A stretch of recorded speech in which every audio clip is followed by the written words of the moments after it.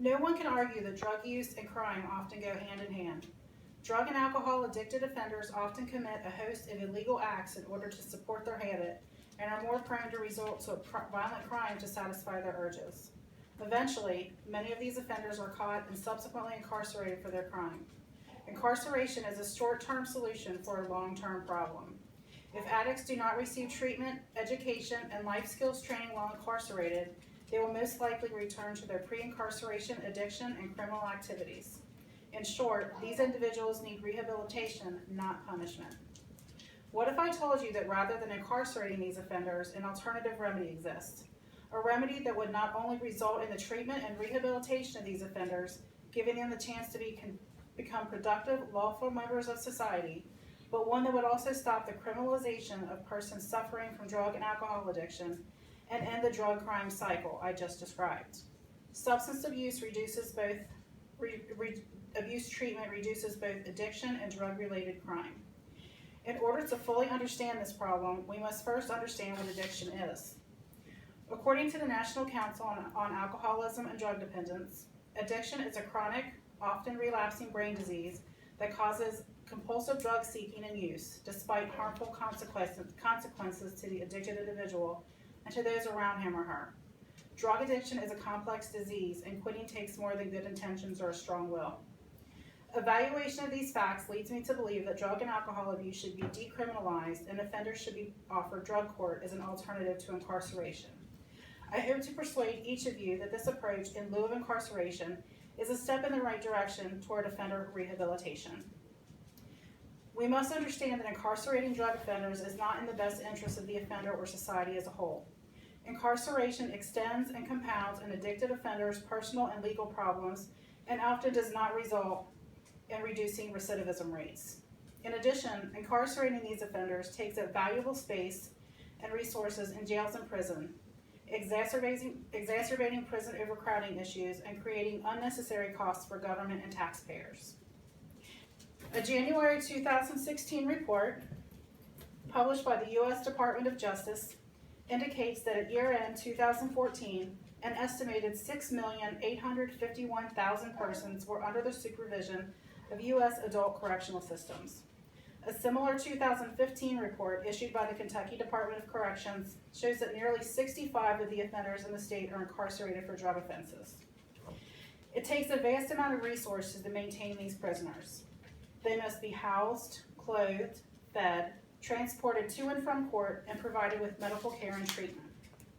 Correctional officers and staff must be trained to ensure the safest, most efficient control of inmates, and these individuals must be paid for their services. Additional land must be allocated to build more prisons to house the ever-increasing number of offenders, adding to the already staggering $312 million annual price tag of prisoner funding, according to the Vera Institute of Justice. In fact, in addition to these direct costs, there are other costs, both tangible and intangible, that carry over to innocent families and taxpayers. Incarcerated individuals will most likely lose their jobs, possibly plunging their families into poverty and leading to unpaid child support and other familial obligations. This not only separates families, but leads to additional monetary obligations for taxpayers in the form of government assistance. Furthermore, incarcerating drug offenders leads to an increase in the already overcrowded prison population we as a nation face. Prison overcrowding creates tensions in already crowded cells, and inmates will eventually lash out at other inmates and guards. Prison should be reserved for violent offenders and those who pose a legitimate threat to public safety.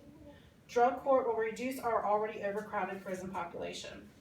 On top of all this, after all the resources have been used, after all of the costs have been paid, and after all of the prisons have been filled to overcapacity with these non-violent offenders, recidivism rates for drug offenders still continue to soar. I'm sure we could all agree that the tremendous amount of money and resources I have just described could be better utilized elsewhere. I am also sure that you will agree with me when I say we must give these offenders and their families the best opportunity to be successful. Drug court provides this opportunity. Drug court operates in 115 Kentucky counties and can be completed in as little as 15 to 18 months depending on the defendant's charge status as either a misdemeanor or felony offender. Participants are supervised by a judge and routinely monitor evaluated, and tested to ensure they are complying with all drug abuse, abstinence, and treatment requirements throughout their time in the program. According to a 2004 Kentucky Drug Court publication, Kentucky Drug Court has proven to be tremendously successful. Since the Kentucky Court of Justice began implementing drug court in 1996, more than 6,023 participants have successfully completed the program. Nationwide, 75% of drug court graduates remain arrest-free for at least 2 years following the program's conclusion. When compared to drug offenders on regular probation, drug court graduates receive significantly fewer new felony and misdemeanor charges and convictions, are much less likely to have their probation revoked, and are much less likely to receive a new charge that could result in new convictions. Drug court graduates had higher employment rates and earned significantly more from work in the year after completing drug court. In addition, drug court graduates owed significantly less child support 1 year after drug court than offenders on regular probation. Managing the drug offender in the community through drug court costs much less than sending them to jail or prison. 1 year in drug court costs the state less than 1/3 of the cost of 1 year in prison. Drug court can and does make a difference in the lives of many individuals who would otherwise enter an often purely punitive prison system that encourages criminal behavior and increases recidivism. In conclusion, drugs, including alcohol, are addictive substances that cause their users to sometimes resort to illegal activities and their desperate attempt to feed their habit. They are victims of and often slaves to their addictions. Incarcerating these individuals most often leads to punishment with no substantial or productive rehabilitation and does not keep them from reoffending upon release. Each of us can make a difference in the lives of these individuals. In the words of the National Association of Drug Court Professionals, for centuries, anyone with business before the court has heard 2 words called out by the bailiff or court officer. 2 words that demand everyone in the courtroom come to attention. All rise.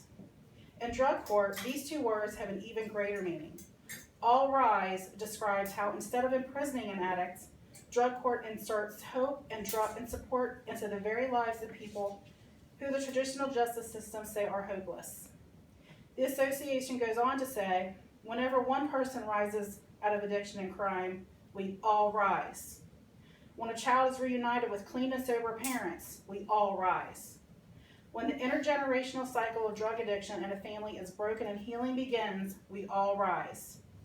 Whether the charge is driving while impaired, theft, burglary, or any number of other addiction-driven offenses, we all rise when a drug court guides the offender past the chaos and wreckage and toward recovery. I urge each of you to educate yourself on drug addiction and its consequences so that you may have a better understanding of the challenges addicted persons face, and so you may become more compassionate toward these offenders and their fight for recovery. Thank you. Together, and drug courts can make a difference and save lives.